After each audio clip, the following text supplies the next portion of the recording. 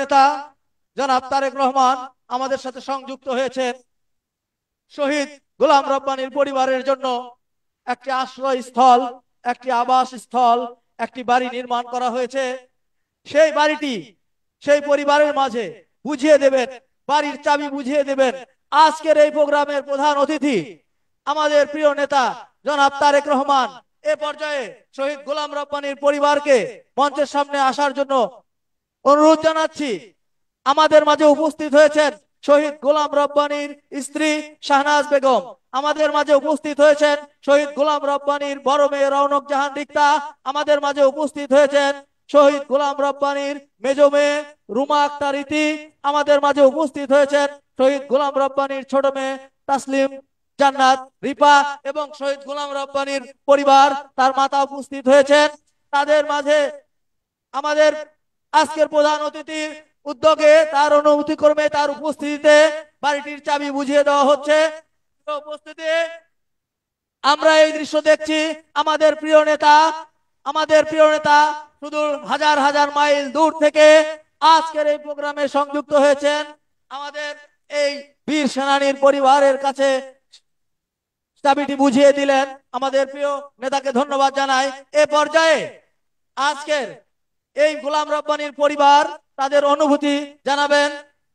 আমাদের মাঝে শহীদ গোলাম রব্বানীর পরিবার তাদের অনুভূতি জানাবেন, আপনাদের সঙ্গে কথা বলবেন গোলাম রব্বানীর বড় মেয়ে রৌনক জাহান রিক্তা, তাদের পরিবারের পক্ষ থেকে ভারপ্রাপ্ত চেয়ারম্যান এবং আপনাদের মাঝে কথা বলবেন।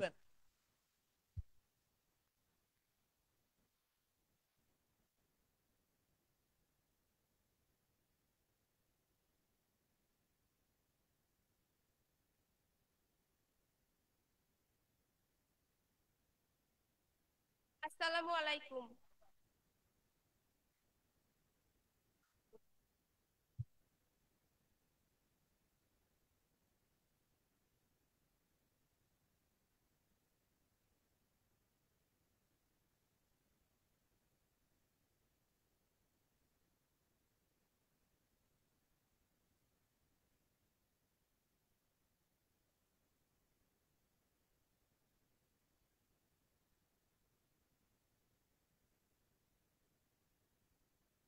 আসসালামু আলাইকুম। প্রথমেই কৃতজ্ঞতা জানাচ্ছি আমার সৃষ্টিকর্তা রবের প্রতি। কৃতজ্ঞতা জানাচ্ছি জনাব তারেক রহমান আঙ্কেল এবং তার সহযোদ্ধাদের প্রতি। আপনারা জানেন আমার আব্বু 2014 সালের 18 জানুয়ারি শহীদ হয়েছেন। আমার আব্বুকে নির্মমভাবে হত্যা করা হয়েছে। আজ 11 বছর চলছে। দীর্ঘদিন যাবৎ তারেক রহমান আঙ্কেল আমাদের পাশে ছিলেন। তিনি এতটা নির্যাতিত হওয়ার পরেও আমাদের পাশে ছিলেন, আমাদের খোঁজ খবর রেখেছেন, সর্বদাই আমাদের পাশে ছিলেন। তিনি আমাদের অভিভাবকের অভিভাবকের দায়িত্ব পালন করেছেন। আমরা চিরকৃতজ্ঞ ওনার প্রতি। আমাদের কৃতজ্ঞতা আর দোয়া ছাড়া কিছুই নাই দেওয়ার মতো। আপনারা তো জানেন 2014 সালে আমার আব্বুকে ওনার আওয়ামী লীগ সরকারের সন্ত্রাসীরা আমার আব্বুকে নির্মমভাবে হত্যা করছে।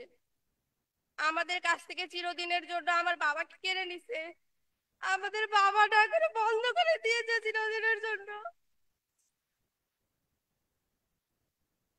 When someone asks me about my father, I can't control my emotions. I can't control me. আমাদেরকে ইচ্ছে করে না বাবা রাখতে। কেন তারা এমনটা করলো আমাদের সাথে? কেন তারা এইভাবে নির্মম ভাবে আমার আব্বুকে হত্যা করলো? কেন?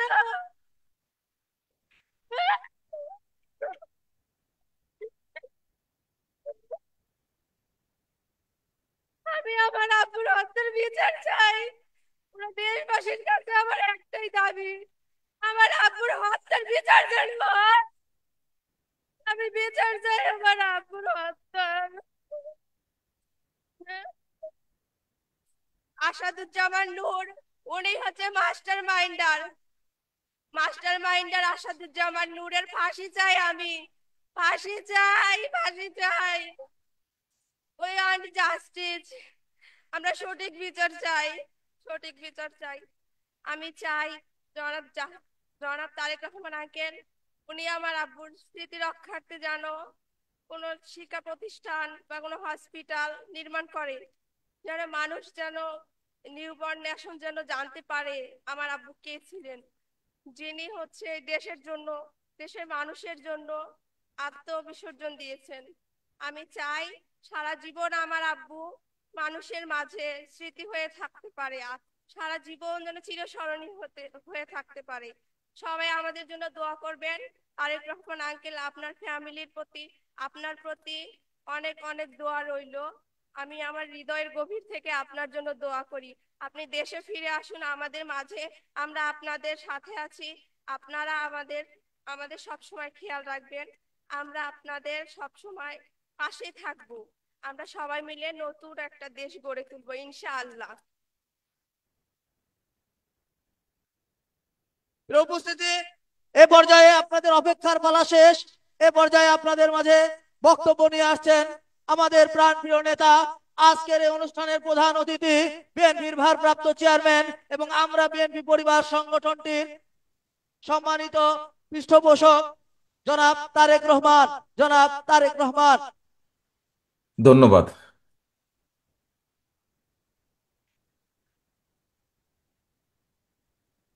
বিসমিল্লাহির রহমানির রহিম। আজকের এই অনুষ্ঠানের সম্মানিত সভাপতি, মঞ্চে উপস্থিত জনাব রুহুল কবির রিজভী, উপস্থিত আসাদুল হাবিব দুলু সহ উপস্থিত নেতৃবৃন্দ এবং আমার সামনে উপস্থিত প্রিয় এলাকাবাসী ভাই ও বোনেরা এবং মুরব্বীবর্গ, আসসালামু আলাইকুম। আজকে বহু বছর পরে আপনাদের সামনে দুটো কথা বলার সুযোগ হয়েছে আমার, আলহামদুলিল্লাহ। আজকে আমরা এখানে একত্রিত কেন হয়েছি এই বিষয়টি আপনারা সকলেই জানেন। আজকে আমরা এখানে সকলে একত্রিত হয়েছি আমাদের ভাই গোলাম রাব্বানী, তার সাথে কি হয়েছে, কিভাবে এই মানুষটিকে হত্যা করা হয়েছে, কিভাবে তার পরিবার নির্যাতিত হয়েছে, এই সকল কিছুই আপনারা জানেন, কারণ আপনারা এই এলাকারই মানুষ। প্রিয় ভাই বোনেরা, এই যে গোলাম রাব্বানীকে হত্যা করা হয়েছে, গোলাম রাব্বানী শুধু একজন নয়। গত 16 বছরে যেই স্বৈরাচার বাংলাদেশ থেকে পালিয়ে গিয়েছে গত অগস্ট মাসের 5 তারিখে, সেই স্বৈরাচার গত 16 বছরে সারা বাংলাদেশে এইরকম হাজারো গোলাম রাব্বানীকে হত্যা করেছে এবং লক্ষ লক্ষ পরিবারকে নির্যাতিত করেছে। শুধুমাত্র পালিয়ে যাবার কদিন আগেও, পালিয়ে যাবার 1 সপ্তাহ আগেও থেকেও সেই পলাতক স্বৈরাচার প্রায় 2000-এর মতন মানুষকে হত্যা করেছে। পালিয়ে যাবার কয়েকদিন আগেও ক্ষমতা ধরে রাখতে প্রায় 30,000-এর কাছাকাছি মানুষকে সে বিভিন্নভাবে জখম করেছে, বিভিন্নভাবে নির্যাতন করেছে। প্রিয় ভাই বোনেরা, এই যে গোলাম রাব্বানী, এই মানুষটি কে ছিল? মানুষটি একজন সাধারণ মানুষ ছিল, মানুষটি একজন রাজনৈতিক কর্মী ছিল। তার দোষ কি ছিল? তার দোষ ছিল সে দেশের মানুষের যেই অধিকার, কথা বলার অধিকার বলি আমরা, ভোটের অধিকার বলি আমরা, অর্থাৎ মানুষের যে অধিকার, ওই যে পালিয়ে গেছে যে 5 তারিখে স্বৈরাচার, সে সেই অধিকারকে দাবিয়ে রাখতে চেয়েছিল। গোলাম রাব্বানী সেটার বিরুদ্ধে প্রতিবাদ করেছিল, মানুষের পক্ষে কথা বলেছিল, মানুষের কথা বলার পক্ষে, মানুষের অধিকারের পক্ষে, মানুষের রাজনৈতিক অধিকারের পক্ষে কথা বলেছিল এবং সে কারণেই স্বৈরাচারের দোসর তাকে হত্যা করেছে, এরকম বহু হত্যা করেছে। প্রিয় ভাই বোনেরা, আজ আমরা হয়তো গোলাম রাব্বানী সহ আরো যারা আমাদের ভাইরা শহীদ হয়েছে তাদেরকে আমরা ফিরিয়ে আনতে পারবো না।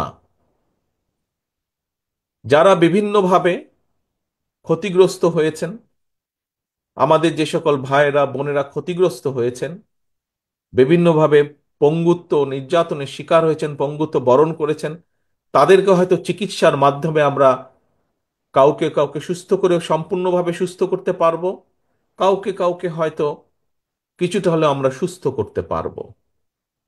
যেই পরিবারগুলো বিভিন্নভাবে ক্ষতিগ্রস্ত হয়েছে, আপনারা সহ বাংলাদেশের মানুষ যাদের পক্ষে সম্ভব, সেই মানুষগুলো যদি এই পরিবারগুলোর পাশে আমরা যার যতটুকু সামর্থ্য আছে তা নিয়ে যদি আমরা পাশে দাঁড়াই, তাহলে সেই পরিবারগুলো আগামী যে কয়দিন বেঁচে থাকবে কিছুটা হলেও ভালো থাকবে। প্রিয় ভাই বোনেরা, আজ স্বৈরাচার পালিয়ে গিয়েছে। বাংলাদেশ, বাংলাদেশের মানুষ এখন স্বৈরাচার মুক্ত। এখন সামনে আমাদের আরেকটি বড় যুদ্ধ। কি সেই যুদ্ধ? যেই সংগ্রাম, যেই আন্দোলন বিগত 16 বছর যাবত এই দেশের মানুষ, বিশেষ করে রাজনৈতিক দলগুলোর নেতাকর্মীরা করেছিল মানুষের সহযোগিতা নিয়ে, মানুষের সমর্থন নিয়ে, সেই অধিকারকে, যে অধিকারকে প্রতিষ্ঠিত করার জন্য, সেই অধিকারগুলোকে পর্যায়ক্রমিকভাবে আমাদের এখন প্রতিষ্ঠিত করতে হবে। এই গোলাম রাব্বানীরা যারা শহীদ হয়েছে, যারা নিজের জীবন দিয়েছে, তাদের লক্ষ্য কি ছিল? প্রথম লক্ষ্যই তাদের ছিল মানুষের রাজনৈতিক অধিকারকে প্রতিষ্ঠিত করা, মানুষের বাক স্বাধীনতাকে প্রতিষ্ঠিত করা। কারণ খুব সহজ কথায় যদি আমরা বলি, এই যে মানুষগুলো আপনারা এখানে যারা বসে আছেন অথবা দাঁড়িয়ে আছেন, যারা এই আজকের এই সমাবেশে উপস্থিত হয়েছেন, বিভিন্ন কথা শুনেছেন, প্রত্যেকটি মানুষের বিভিন্ন বিষয় আছে। কেউ এখানে কৃষক আছেন, কেউ এখানে ছাত্র আছেন, কেউ এখানে বিভিন্ন পেশার শ্রমিক আছেন। প্রত্যেকটি মানুষেরই বিভিন্ন বিষয় আছেন। এখন এই মানুষগুলোর বিভিন্ন রকম বিষয়ের মধ্যে বিভিন্ন রকম সমস্যা আছে। এই সমস্যাগুলো, বেকার আছেন, বহু শিক্ষিত বেকার হয়তো এখানে বসে আছেন, আপনাদের কর্মসংস্থান দরকার। বহু কৃষক আছেন, কৃষির বিভিন্ন সমস্যা আছে, পানির সমস্যা, বিদ্যুতের সমস্যা, বিভিন্ন রকম সমস্যা আছে। সেই সমস্যাগুলোর সমাধান প্রয়োজন। প্রাইমারি স্কুলের শিক্ষক বা হাই স্কুলের শিক্ষক আছেন, শিক্ষকদের বিভিন্ন সমস্যা আছে, হয়তো বেতন সমস্যা আছে, স্কুলের চাল ভাঙা সমস্যা আছে, সেগুলো ঠিক করা প্রয়োজন। ছাত্র ছাত্রীরা আছেন, তাদের বিভিন্ন শিক্ষার উপকরণ সহ বিভিন্ন বিষয় আছে যেগুলো সমস্যার সমাধান করা প্রয়োজন। সামগ্রিকভাবে এলাকার মানুষের বিভিন্ন রকম অসুবিধা সুবিধা থাকতে পারে। এই সুবিধা অসুবিধাগুলোকে দূর করতে হবে আমাদের, এবং এই সমস্যার যদি সমাধান করতে হয়, কৃষকের সমস্যার সমাধান যদি করতে হয়, অথবা সমস্যা অন্তত কমিয়ে আনার উদ্যোগ যদি গ্রহণ করতে হয়, শিক্ষার যদি বা সমস্যা কমিয়ে আনার উদ্যোগ গ্রহণ করতে হয়, এই যে এতগুলা মানুষ আপনার এখানে আজকে উপস্থিত হয়েছেন, প্রত্যেকটা মানুষেরই স্বাস্থ্য সংক্রান্ত বিষয় একটি আছে, গুরুত্বপূর্ণ বিষয় জীবনের। এই মানুষগুলোর যদি স্বাস্থ্য সেবা কম বেশি নিশ্চিত করতে হয়, যাতে করে একজন মানুষ, সে নারী হোক পুরুষ হোক, যে কোনো বয়সেরই হোক মানুষ, সে যদি অসুস্থ হয়, সেই মানুষটা যাতে ঠিক মতন ডাক্তারের পরামর্শ পায় বা চিকিৎসা পায়, ঠিক মতন যাতে ওষুধ নিতে পারে, এরকম অনেক কিছু বিবেচনা যদি করতে হয়, তাহলে এই সমস্যাগুলো সারা দেশেই কম বেশি মানুষের আছে।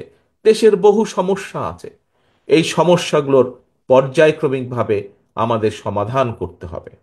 এখন এই সমাধানগুলো করতে হলে নিশ্চয়ই কাউকে তো থাকতে হবে যারা আপনাদের এই সমস্যার সমাধানগুলোর কথা তুলে ধরতে পারে।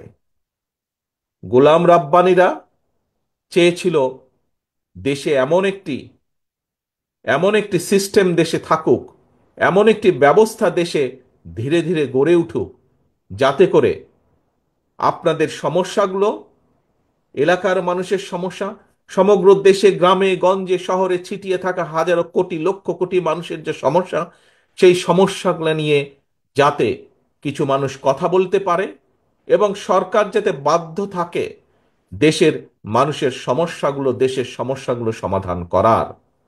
মানুষ মানুষের কথা বলবে, সেই কথাগুলো যাতে ঠিকভাবে বলতে পারে এবং সেই কথাগুলো যাতে যেখানে পৌঁছানো উচিত সেই পর্যন্ত পৌঁছাতে পারে।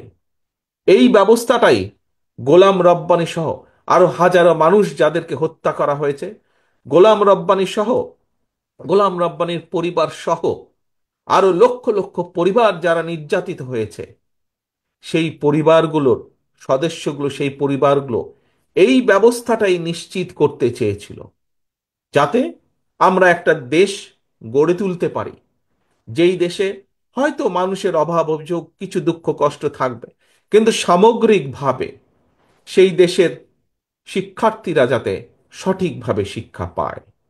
সামগ্রিকভাবে একটি দেশ গড়ে তোলা, যেই দেশের কৃষকরা হয়তো সব সমস্যার সমাধান করা যাবে না, তারপরেও কৃষকরা যাতে সময় মতন বীজ সার পায়, একটি স্বাভাবিক মূল্যের মধ্যে যাতে বীজ সার পায়, যাতে কৃষকরা তাদের পণ্য দ্রব্য একটি স্বাভাবিক মূল্যে বিক্রয় করতে পারে, মানুষ যাতে তার স্বাস্থ্য সেবা স্বাভাবিকভাবে কম বেশি স্বাস্থ্য সেবা পেতে পারে, মানুষ রাস্তাঘাটে চলাচল করার সময় যাতে একটি স্বাভাবিক নিরাপত্তা থাকে সমগ্র দেশে, প্রতিটি গ্রামে অঞ্চলে জায়গায়।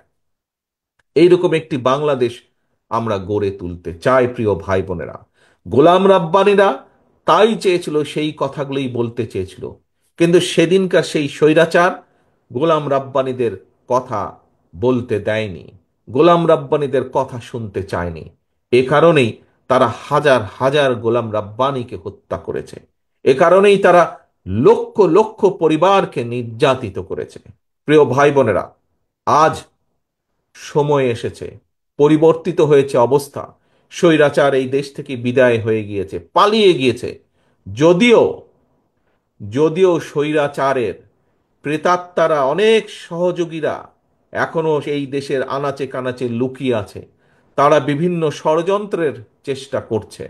কিন্তু আমরা যদি, যারা আমরা আজ এখানে একত্রিত হয়েছি, আপনাদের মতন এরকম কোটি কোটি মানুষ যারা দেখতে চায় বাংলাদেশকে একটি স্বাভাবিক অবস্থার মধ্যে, যেখানে যেখানে একজন বেকার যুবক, শিক্ষিত হোক, অল্প শিক্ষিত হোক, অর্ধশিক্ষিত হোক, একজন বেকার যুবককে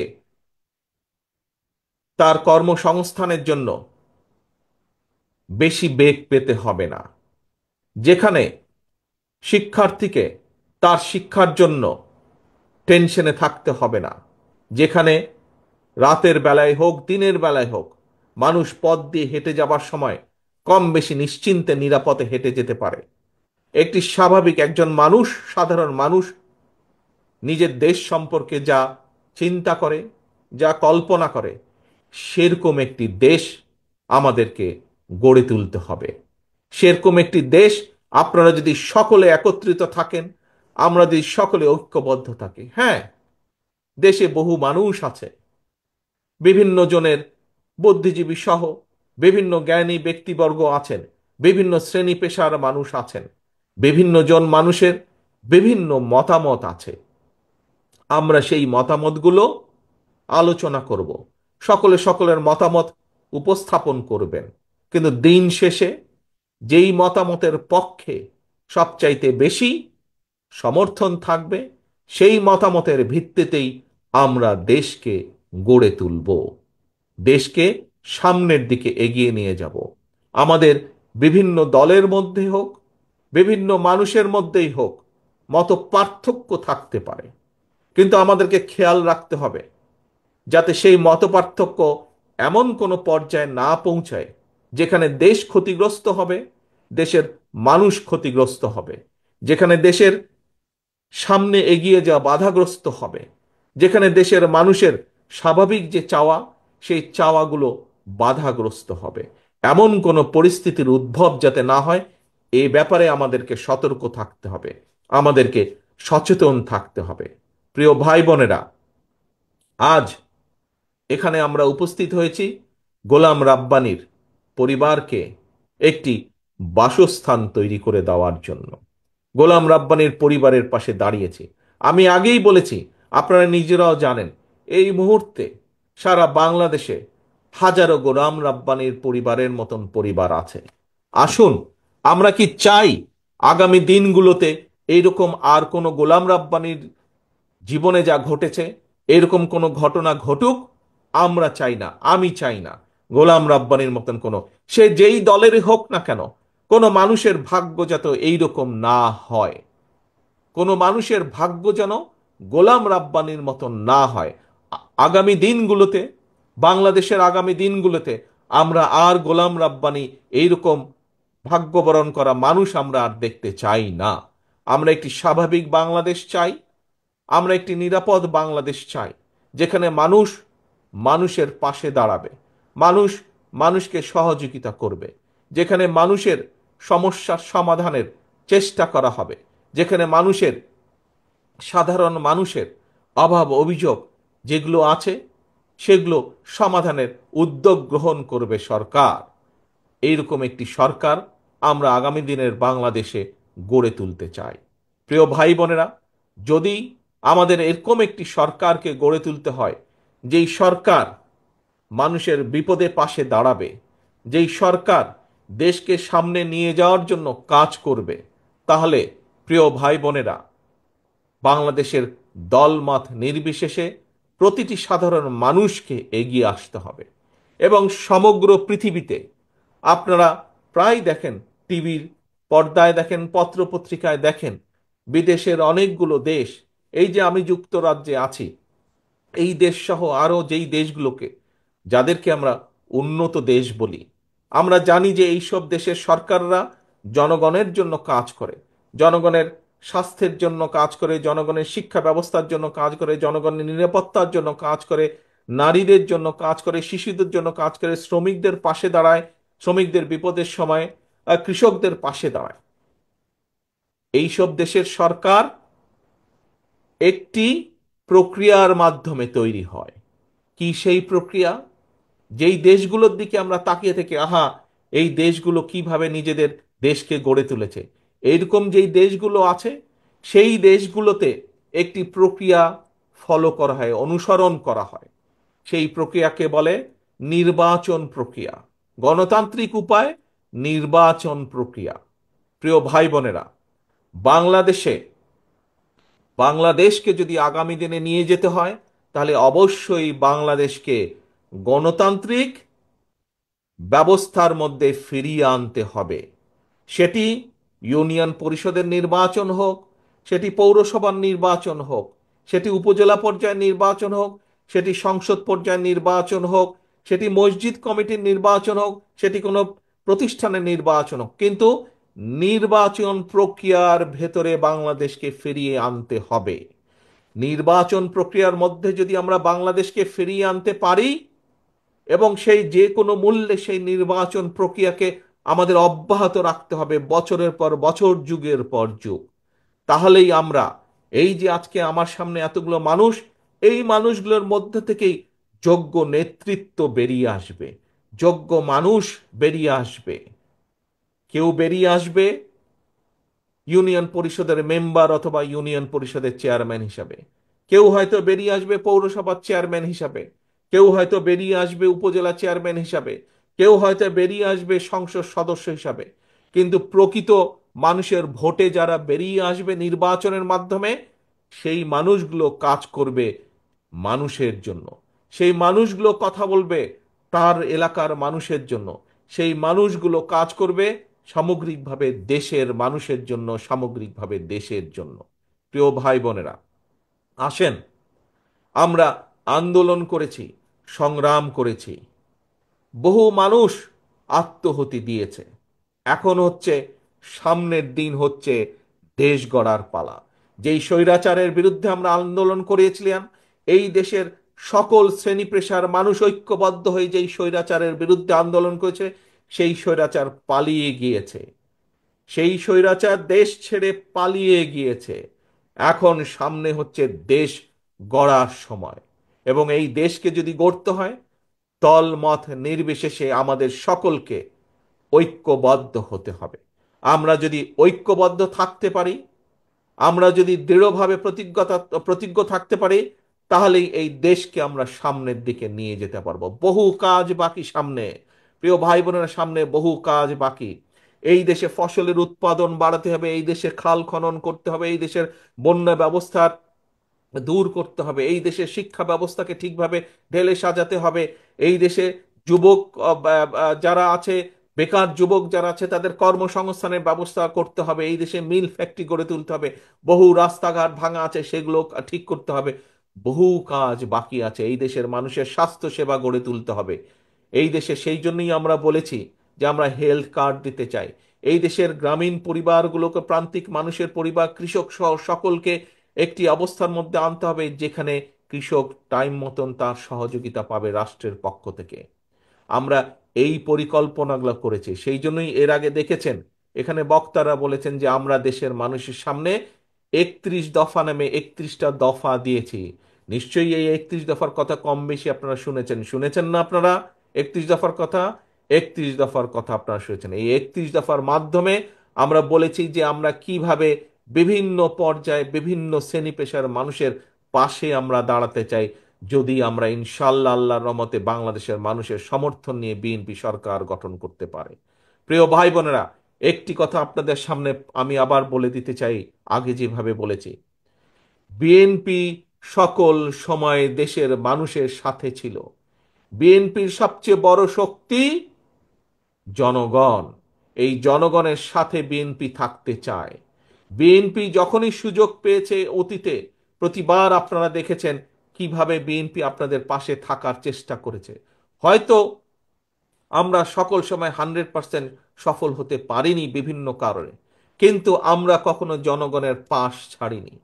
আমাদের সকল ক্ষমতার উৎস জনগণ, এই কথাটা আমরা বলি, রাজনৈতিক সকল ক্ষমতার উৎস আমাদের জনগণ।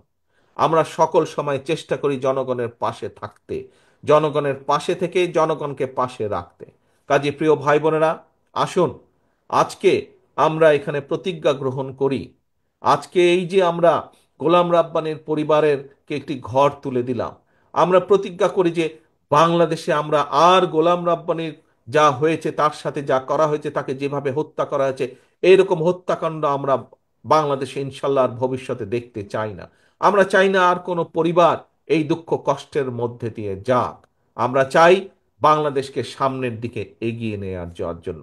আজকের এই অনুষ্ঠানে আমরা প্রতিজ্ঞা গ্রহণ করি যে গোলাম রাব্বানী সহ, আমাদের এই গোলাম রাব্বানী সহ সারা বাংলাদেশে যে হাজারো গোলাম রাব্বানী যারা শহীদ হয়েছে, তারা যে কারণে শহীদ হয়েছে, যে কারণে নিজের জীবনটা তারা দিয়ে দিয়েছে, যেই কারণে, যেই দাবিকে প্রতিষ্ঠা করার জন্য, যেই দাবিকে প্রতিষ্ঠিত করার জন্য তারা জীবন দিয়েছে, সেই দাবিকে যাতে আমরা প্রতিষ্ঠিত করতে পারি, সেই শপথ আজকের এই অনুষ্ঠানে আমরা গ্রহণ করি।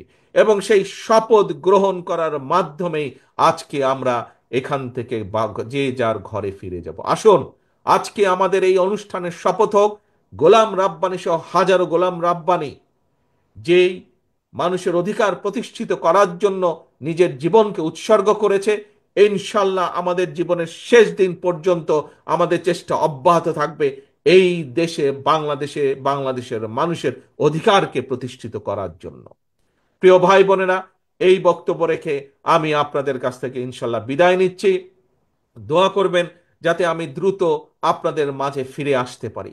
দোয়া করবেন যাতে এই এলাকায় যেভাবে দেশে থাকতে শীতের সময় এই এলাকায় এসে দুস্থ মানুষের পাশে দাঁড়াতে পারতাম, আমি আবার যেন ভবিষ্যতে সেরকম গম্পল নিয়ে, সোয়েটার নিয়ে দুস্থ মানুষের পাশে দাঁড়াতে পারি। সেই দোয়া চেয়ে আপনাদের সকলের কাছ থেকে বিদায় নিচ্ছি। আল্লাহ হাফেজ। বাংলাদেশ জিন্দাবাদ। বাংলাদেশ জাতীয়তাবাদী দল জিন্দাবাদ।